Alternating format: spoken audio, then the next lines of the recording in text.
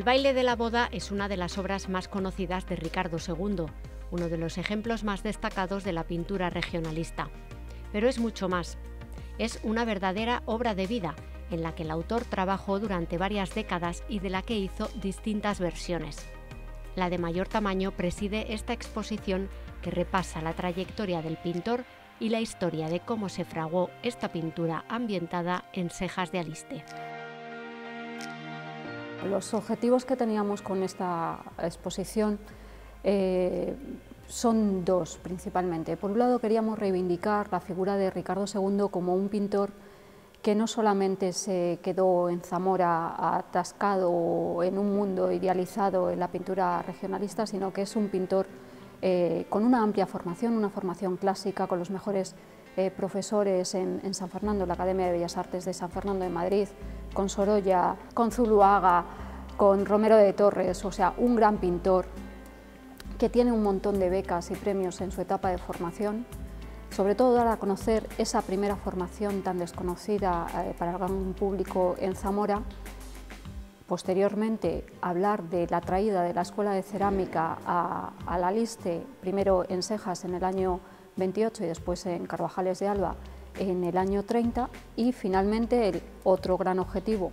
de esta exposición es dar el contexto histórico y documental que el cuadro del baile de la boda necesita para que todos los ciudadanos de Zamora y sobre todo de la Aliste puedan conocer el significado de su obra.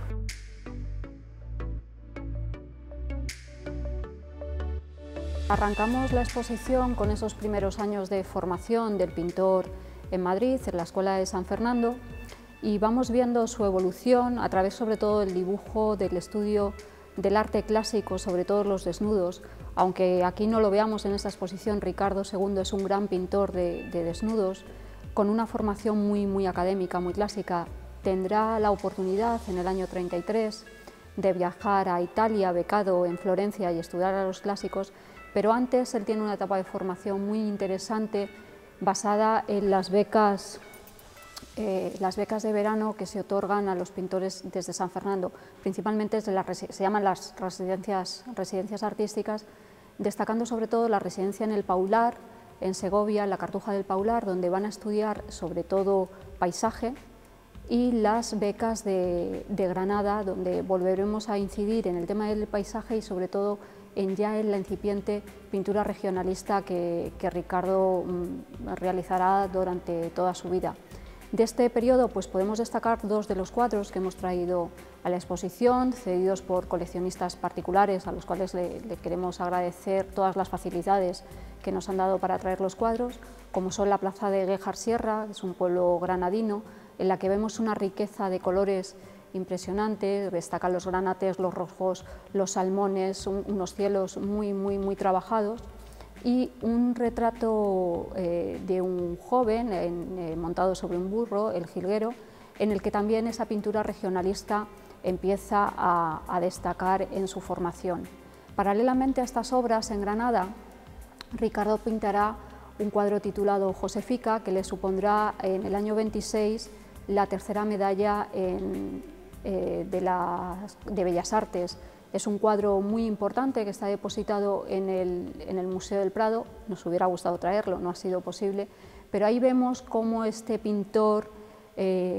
vinculado tanto a Zamora pero madrileño, empieza a destacar en la pintura.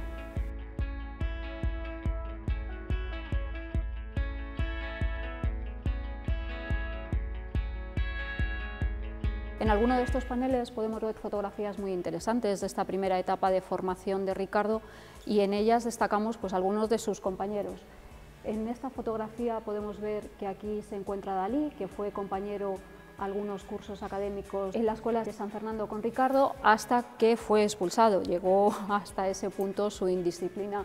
en la academia. Vemos también una serie de fotografías con compañeros en las becas de las residencias artísticas del Paular, en Granada, o el famoso cuadro Josefica depositado en el Museo del Prado. Y es muy interesante esta fotografía que hemos conseguido recuperar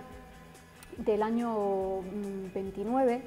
en la cual Ricardo aparece rodeado de una serie de personas Primero tenemos a su lado al gobernador civil Montenegro, que fue un gran protector de las artes y sobre todo de la cultura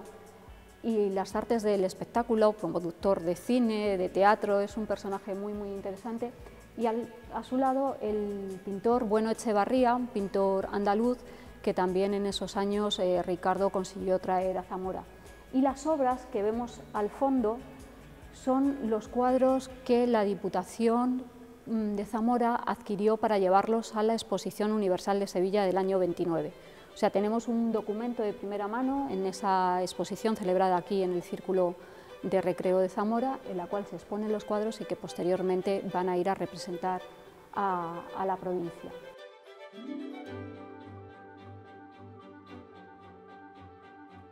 Algunas de las piezas que hemos querido destacar en esta exposición y que vinculan a este pintor madrileño con Zamora, pues la primera de ellas es este pequeño programa de las ferias de septiembre de la ciudad de Zamora del año 1919, en el que el dibujo fue pintado por nuestro pintor cuando solamente contaba con 16, 17 años. O sea, ahí tenemos ya los rasgos de un pintor a pesar de la juventud. Y otro documento que nos ha parecido muy interesante traer es una carta con una serie de retratos, de dibujos, incluso de algunas pequeñas bromas, realizado por sus compañeros de estudio en Madrid, y entre ellos queremos destacar a otro pintor zamorano como es Gallego Marquina, con el que trabajó durante algunas temporadas, como Eduardo Santonja también, o como Fausto, que hacen una serie de caricaturas mientras Ricardo andaba por estas tierras zamoranas y ellos seguían penando y sufriendo sus tristezas en Madrid.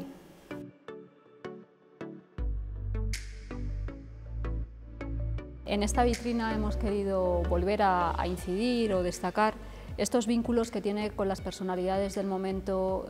Ricardo II. Entonces podemos ver algunas cartas de la Academia de San Fernando, tenemos este curioso menú de un acto homenaje a Joaquín Mir, en el que el propio artista felicita a Ricardito I, segundo, tercero, con un pequeño chiste, y que firman multitud de pintores madrileños del momento. Tenemos la tarjeta de copista del Prado. Ricardo trabajó muchísimo en el Prado copiando obras, bien como labor formativa o también para poder sacar algo de dinero en su etapa de estudiante, otros carnés como el del Círculo de Bellas Artes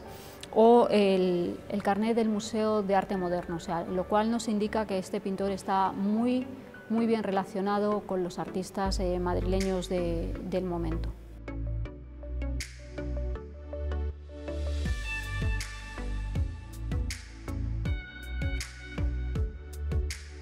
Continuamos posteriormente con la Escuela de Cerámica dando un pequeño salto en el tiempo, donde vamos a ver cómo esa formación clásica y académica no solo se va a delimitar a lo pictórico, sino que él va a trabar relaciones muy interesantes con los principales intelectuales del momento. Y entre ellos destaca Francisco Alcántara, que es el director de la Escuela de Cerámica, y Francisco Alcántara y su hijo Jacinto van a ser los responsables de la traída o de la venida, mejor dicho, a Sejas de Aliste de la Escuela de Cerámica a realizar los cursos de verano. Ricardo tiene mucha amistad con ellos, consigue organizar todo el desplazamiento, toda la intendencia necesaria para alojar aquí a 30 chicos, son 30 alumnos, tanto chicos como chicas, y me parece que 5 o 6 profesores los que van a pasar aquí un mes entero pintando el natural, conviviendo con las gentes. Y una cosa muy interesante que desgraciadamente hemos perdido es la recogida de canciones, de bailes, de romances o coplas que hace la Escuela de Cerámica cuando está en Sejas de Aliste. Como digo, ese archivo sonoro se ha desaparecido, pero conservamos las fotografías que realizaba el profesor Aniceto García Villar. En muchas de esas fotografías aparece Ricardo acompañando a la escuela en sus clases y en sus prácticas diarias de dibujo y pintura. Para documentar toda la presencia de la Escuela de Cerámica en Zamora, a lo largo del tiempo se han ido publicando algunos libros, como este de Tipos y Trajes, la indumentaria tradicional de Zamora, o una última publicación que recoge las fotografías de Aniceto García Villar. Realmente lo que tenemos que ser conscientes es que todo esto no hubiera sido posible si Ricardo no hubiera tenido esos fantásticos contactos en Madrid y hubiera traído a su pueblo, porque ya él desde 1925 ya estaba pintando aquí en Sejas, no hubiera traído a la Escuela de Cerámica. Y es un dato que ha pasado entre los estudiosos un tanto inadvertido o se ha obviado, pero por eso queremos destacar que Ricardo fue el que los trajo, y destacar también que la Escuela de Cerámica no solo se dedicaba a los tipos y trajes ni a las vestimentas. Es verdad que sí que buscaban ese aire folclórico, ese colorido para sus obras, sobre todo las acuarelas que luego traspasaban a la cerámica, sino que a través del estudio profundo y serio de las fotografías de Aniceto García Villar hemos podido recomponer la vida rural de Sejas de Aliste. Me parece que son 2.500 fotografías que se conservan en el Museo de Historia de Madrid. De Sejas de Aliste encontramos unas 190 y en ellas aparecen desde los tipos populares que todos conocemos, a vistas urbanas, a las actividades de los chicos y chicas durante su estancia en el verano, a comidas campestres, a excursiones. O sea que esa documentación fotográfica del año 28 es mucho más rica de lo que hasta ahora habíamos podido contemplar. La Escuela de Cerámica en la provincia de Zamora es de una gran importancia no solo para el municipio del que estamos hablando, como es Sejas, sino para otras localidades, ya que aquí en Zamora la escuela realizó 10 cursos de verano. Es la provincia española que más visitas ha tenido de la escuela. Lo que los alumnos realizaban aquí, como ya hemos comentado antes, pues eran esas prácticas de dibujo del natural, esa copia de los tipos populares, de los trajes, sobre todo analizar, estudiar, recopilar también canciones, músicas, bailes, todo es esa labor documental, pero después esas gentes, no podemos olvidar que eran chicos jóvenes, tenían una vida en la cual pues iban a bañarse al río, como podemos ver en una de las fotografías, tenían sus fiestas, sus comilonas e incluso participaban de las propias celebraciones en los municipios. Y así podemos encontrar que el día de San Lorenzo, el 10 de agosto del año 28, pues desde la capital, desde Zamora, sale una excursión formada por Luis Calamita, director del Heraldo, el maestro Aedo y otras personalidades que van a ver a los alumnos de la escuela y a pasar el día con Ricardo II. ¿Qué es lo que hacen durante ese día? Bueno, pues la narración es bastante exhaustiva, pero sobre todo sabemos que además de cantar, de recoger canciones, de ponerse la capa alistana, aquí tenemos la fotografía que lo recoge a Luis Calamita con ella, pues que hacen una excursión a Portugal. Se bañan en el río y van hasta Quintanilla, hasta la ermita de la Riberiña. Bueno, pues esos datos tan minuciosos, toda esa información nos es fundamental para después poder analizar las fotografías e incluso algunas acuarelas que están depositadas en el Museo de Historia de Madrid. Coincidiendo con esa estancia de la Escuela de Cerámica en Sejas, se representó en el pueblo el baile de una boda tradicional. Leopoldo Alonso grabó este momento en un vídeo que podemos ver al inicio de la exposición y que pertenece al Archivo Histórico del Ejército del Aire. Este momento quedó grabado también en la retina y en la memoria de Ricardo II. Plasmar esta fiesta en un lienzo pasó a convertirse en una suerte de obsesión para él. Estamos a finales de los años 20 y la carrera de Ricardo II le llevó después a Madrid y Barcelona.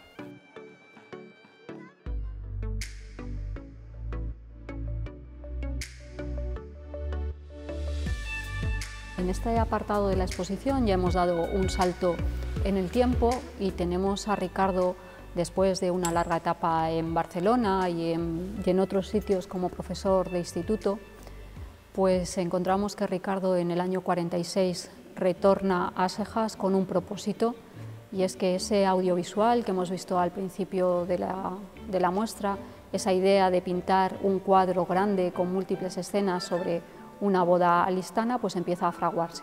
Entonces, como digo, en el 46 empezamos a realizar, o Ricardo mejor dicho, empieza a realizar los primeros bocetos, las primeras composiciones sobre el cuadro, y hace una cosa también muy importante y que afortunadamente su familia ha sabido conservar, que es ir recopilando los objetos que necesita para pintar en lo que él llama el pequeño museo de folclore alistano, y entonces empieza a adquirir cerámicas tradicionales, empieza a collaradas, por ejemplo, pendientes, vestimenta, toda una serie de utensilios y de ropajes que le van a ayudar a pintar ese cuadro.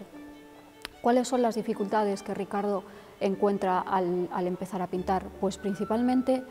que hay ciertas reticencias por parte de las gentes a posar. No porque tengan miedo al pintor, que está muy integrado en la sociedad, sino porque les quita horas de su trabajo. Entonces tiene que hacer grandes periodos en los que no pinta, bien porque los modelos están en la siega, bien porque hay otros quehaceres del campo, y es muy laborioso el trabajo. En esos periodos que Ricardo no tiene personajes a los que pintar, bueno, pues va haciendo composiciones, preparando otro tipo de cuadros, pequeños bocetos. Ricardo realizará más de 30 bocetos preparatorios para llegar a hacer el baile, y dibujos hemos contado más de 100. O sea que es una labor muy minuciosa, es un pintor muy metódico y sobre todo que tiene mucho interés porque la composición del cuadro del baile sea esté bien encajada, ¿no? Él necesita que su cuadro tenga aire, que tenga movimiento y sobre todo que esos más de 30 personajes encajen cada uno en la escena en la que se ubican.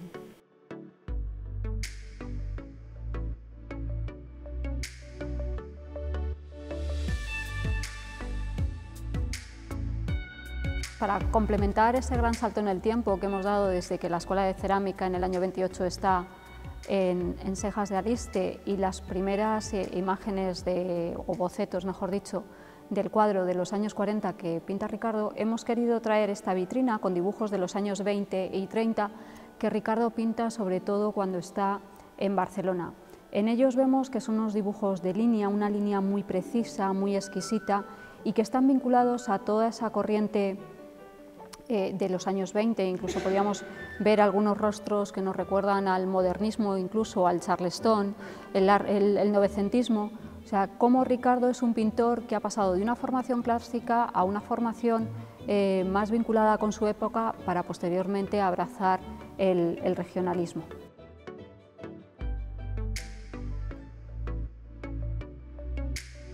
Más de 2 décadas más tarde, Ricardo II volvió a Sejas para llevar a cabo su plan de pintar esta escena. Se instaló en el pueblo y desde allí contaba por carta a su alumna, después prometida y más tarde esposa, Margarita Pertejo, su día a día en Aliste, los trabajos preparatorios y el detalle de sus avances. Sus hijos han recopilado ahora el material de aquella época y han impulsado esta exposición en la que, además de conocer su formación y trayectoria previas, vemos detalles de su vida y su trabajo en Sejas, que se convirtió no solo en su lugar de inspiración, sino también en su casa. A través de la correspondencia que conservamos, que mantenían mi padre y mi madre, hemos podido localizar muchísimos detalles y muchísimos datos sobre la preparación de este cuadro. Él le cuenta en las cartas cómo él tiene un pequeño taller en Sejas donde está empezando a recrear, a poner a los novios, a poner a los bailadores y a tomar bocetos y apuntes para empezar esta obra que le tiene como un poco marcado desde hacía como 20 años antes que había visto. Y es en los años 40 cuando empieza a retomar en serio la ejecución primera de esta obra. Entonces empieza a tomar apuntes del natural, apuntes de paisanos de Sejas que le posan para hacer la obra, paisajes, castaños y arquitecturas también. Y a partir de unos 40 bocetos que comentaba que había hecho para la primera recreación del baile, es un trabajo de campo. Él empieza a pintar en Sejas de Aliste, pero él es un trabajo de estudio. Él no puede pintar esa obra en un estudio pequeño de un pueblo, lógicamente, porque es una obra que, aparte de pintar y de tomar los bocetos, después a la hora de recrearlo él tiene sus problemas. Él coloca, por lo que sabemos de las cartas, coloca las escenografías dentro del estudio, de su pequeño estudio, dice voy a colocar a los novios de esta manera, voy a poner esto de esta otra manera, pero es un cuadro que se supone que está pintado al aire libre. pero él nunca lo pintó al aire libre. Sí que se basó en toda la pintura y todo lo que recogió al aire libre y del natural. Pero el proceso de creación de una obra y de composición es mucho más complicado que llegar y plasmar ese tocador ahí, no. Hay que darle muchísimas vueltas para que todo eso sea una obra de conjunto, funcione y sobre todo tenga luz natural, atmósfera, que decía él, y movimiento. Es una recreación bastante fiel a lo que es la pintura más figurativa, donde él no se pierde, o sea, él recoge los detalles, pero sí que se va a lo fundamental. Dentro de lo que es, recoge más el movimiento, que a lo mejor entretenerse en un botón, de un chaleco, pero sí que él reconstruye fielmente lo que es la indumentaria y cómo se ponía la indumentaria. El pañuelo, por ejemplo, de las mujeres, él siempre lo ponía él, me acuerdo yo cuando él posaba alguna pastora o posaba alguna para pintar algún boceto, siempre le ponía los cuernos estos, se los ponía él, porque llegó un momento en que desaparecieron los cuernos, me acuerdo, y se los enroscaban, y él siempre, él había visto cómo era originalmente ese pañuelo, cómo se ponía, y sí que es verdad que les enseñaba a vestirse cómo se ponía la gabacha, o sea, y sobre todo no se perdía en los detalles que pintaba en los hombres, las cintas que llevaban adornando, tenían un adorno muy bonito, los hombres en las castañuelas las llevaban con cintas, era muy alegre, las calzas las llevaban con cintas, cosa que por ejemplo yo ahora mismo eso no lo veo reflejado cuando la indumentaria que están haciendo ahora mismo no lo refleja, él sí que lo recogió, o sea, sí que era fiel a lo que él había visto, aunque no, en esta época más moderna no se reflejaba. Entonces es una pintura pues muy figurativa, pero también es una pintura muy suelta, casi entraría en un impresionismo, porque él también mamó de ese impresionismo, de Sorolla y de toda la época, y bueno, la figuración siempre fue la base de su pintura, siempre desde un lado muy personal suyo, claro. Desde 1946 y hasta su fallecimiento en 1983, Ricardo II realizó varias versiones del baile de la boda. La más impresionante, la que preside esta exposición y que se puede ver a diario en la Diputación, cedida por la familia. Es un cuadro de grandes dimensiones, de 3 por 2,16 metros, en el que el autor trabajó durante años, casi hasta su muerte. El cuadro grande es el cuadro del que yo podría hablar, porque es que es el cuadro con el que yo he crecido y es el que siempre hemos visto en el estudio de casa. Era un poco, bueno, pues la obra, ¿no?, en la que él siempre nos contaba o contaba sobre todo los problemas con los que se encontraba, lo que iba a hacer, lo que iba a poner, lo que iba a quitar y sobre todo esa perfección que él quería, ¿no?, de alguna manera buscar siempre, aparte de la composición, lo que os conté antes, que tuviera atmósfera. Él estaba muy preocupado que el cuadro respirara, que tuviera atmósfera, que se viera que estaba pintado al aire libre, sobre todo la luz y el movimiento. Nosotros crecimos, yo por lo menos crecí más con este cuadro y con este ambiente del estudio que hemos traído. Y entonces era el cuadro como si dijéramos telón de fondo de esa vida donde pasaban los personajes a pintarse, los retratos de encargo, las tertulias con los amigos, y siempre aparece el cuadro como telón de fondo, un poco como la obra de la que siempre se hablaba, y que yo crecí con él y acabó el cuadro en el año 81, me parece, o 80 o por ahí, y es el cuadro con el que yo, y bueno, y mis hermanos por supuesto, crecimos como telón de fondo de nuestra vida, sobre todo infancia. Nos vinimos a vivir a Zamora en el año finales del 82 y mi padre siempre quiso venirse antes, pero no encontrábamos una casa donde entrara por el tema de los techos. Entonces encontramos una casa, la casa de Cañivano, y entró por un balcón. Tuvieron que desmontar un balcón y las puertas se tuvieron que desmontar. Y entonces nos acompañó ese cuadro también bastantes años en el comedor de la casa, y también era el cuadro de fondo de las tertulias y de las visitas, y después salió a la exposición que se hizo antológica y ya quedó depositado en la Diputación de Zamora. Lo dejamos en depósito. El bastidor se montó en el estudio. Mis hermanos, yo no lo recuerdo, pero ellos sí que lo recuerdan Cuando mi madre le ayudó a mi padre también, porque participó en el montaje, en la cuadrícula participaron mis hermanos para tirar las cuerdas, y yo sí que recuerdo que en el cuadro veía las líneas todavía de carboncillo de la cuadrícula. Eso sí es verdad, sí que le ayudaron. Después, el cuadro se enmarcó en la misma casa. El señor que le puso la moldura la llevó a Sejas y le montó la moldura allí, y es la moldura que tiene el cuadro. La primera versión del cuadro del baile la termina en el año 49 y hizo como 5 o 6 versiones que tengamos nosotros conocimiento, y la obra grande, que esa era una obra para él, como una recreación para él, por gusto. En las otras obras aparece el gusto también del que encarga el cuadro. Entonces hay variaciones. En una de ellas aparece el mismo señor que encarga el cuadro como novio y le pide que se pinte él de músico con montera, y aparece, tenemos un dibujo preparatorio.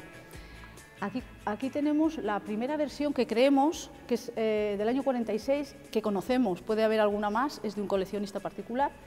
y él refleja aquí un poco lo que él quiere hacer. Esto no es un cuadro, es un boceto, entonces sí que quiere poner a los novios en primer término. La novia lleva una rosa, después se le quita, aparecen las manos y aparece la medida, que no aparece en las demás versiones, y esto aparece en el vídeo que él vio. Después tenemos a los tocadores, que tienen movimiento, tenemos a los bailadores y tenemos un colorido como muy fuerte, porque este no es un cuadro de composición al uso, sino es un cuadro como para él ver dónde podrían ir encajando las cosas. Sí que tenemos el movimiento de las cintas y muchísimo colorido, pero son colores como bastante más planos y muy fuertes. Aquí se ve que no está todavía recreado esto al aire libre, es una primera idea. Aquí tenemos varios bocetos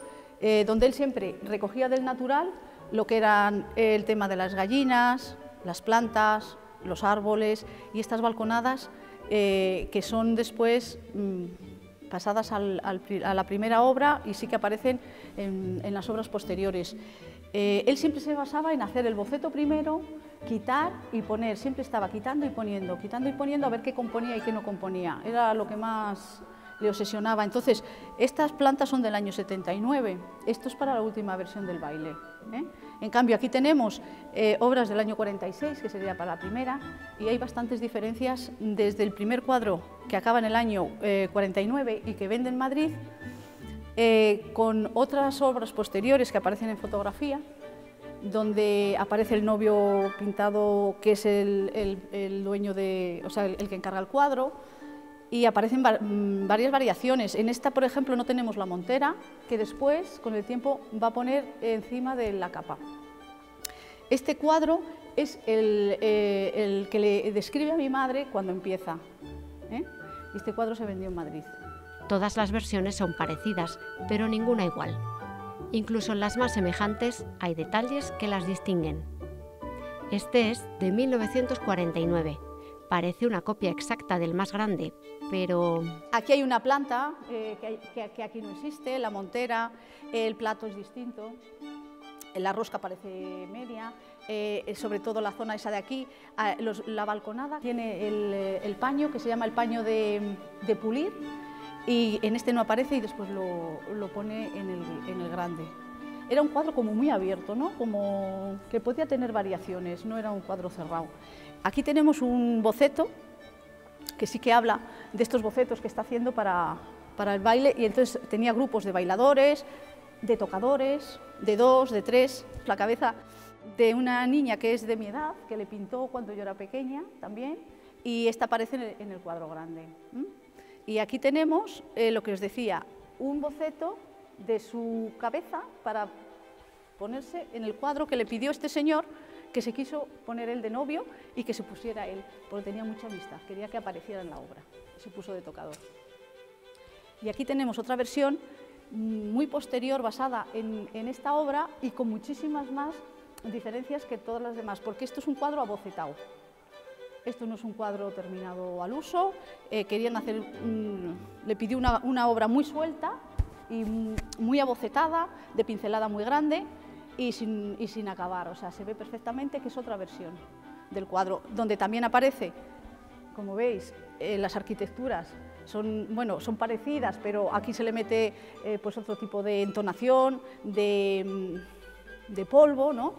Y se ve que es un cuadro no inacabado, sino que el comprador lo quería así.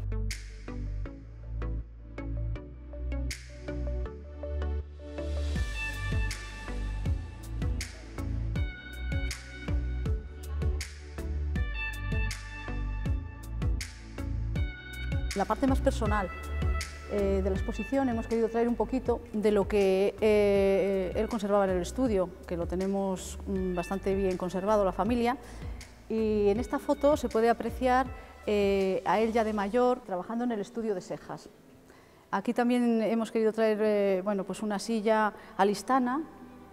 que también aparece en un dibujo que le hizo mi madre en el estudio de Madrid, caballete, un autorretrato y sus objetos un poco más personales en la vitrina, donde está la caja de paisaje, sus gafas de sol de los años 20, tenemos la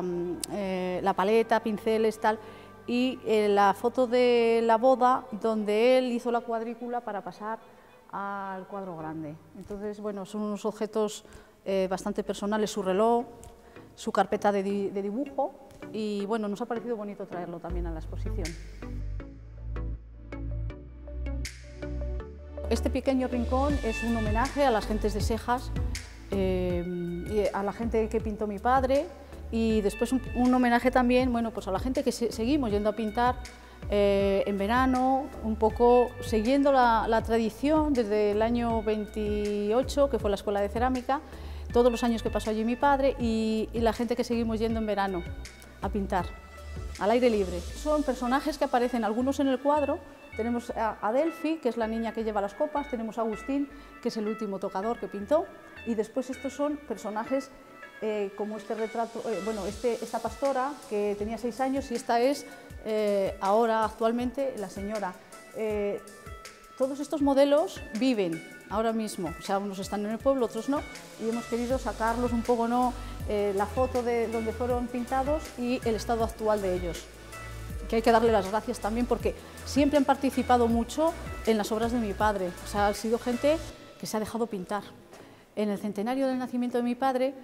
yo quise hacerle un homenaje en Sejas, entonces monté un taller de 15 días,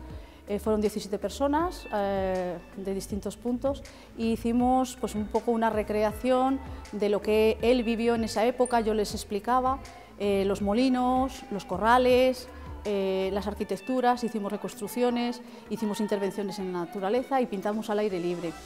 Y después, el último día, quise hacerle un homenaje para que la gente que iba de fuera viera cómo era esa boda que tanto le había impactado a él. Y entonces la gente del pueblo muy amablemente se vistió y hicimos la recreación desde el mismo punto de vista, y la verdad es que grabamos un vídeo sin tener conocimiento del vídeo que hemos conseguido recuperar hace poco, y bueno, ese es un pequeño homenaje también al baile de la boda.